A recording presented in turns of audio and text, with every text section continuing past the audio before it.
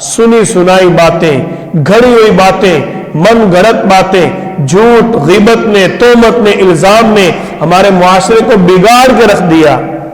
کتنا بڑا نقصان ہے۔ بیٹی بابی کے بارے میں جتنا مرضی بڑا جھوٹ بولے، ماں کہتی ہے میری بیٹی نے حدیث سنائی ہے۔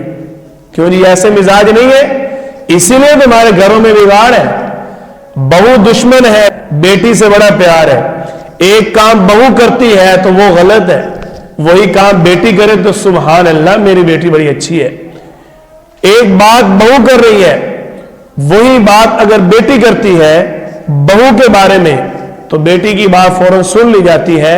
یہ ہے بدگمانی، یہ ہے الزام، یہ ہے تہمت، سنی سنائی باتیں ادھر سے ادھر اور ادھر کی ادھر کرنا۔ آپ صلی اللہ علیہ وسلم نے چغل خور پر لعنت فرمائی ہے۔ دیکھو سارے معاملات برے ہیں، لیکن ایک چغل خوری کی وجہ سے امام شافعی رحمۃ اللہ علیہ نے حدیث لینے سے انکار کر دیا۔ میں اس کی حدیث نہیں لوں گا، یہ شخص چغل خور ہے، اور چغل خوری کبیرہ گناہ بغیر توبہ کے معاف نہیں ہوتا۔ ہم تو سارا دن ادھر کی ادھر، وہاں کی یہاں، سارا دن یہی کچھ تو کرتے ہیں ہم۔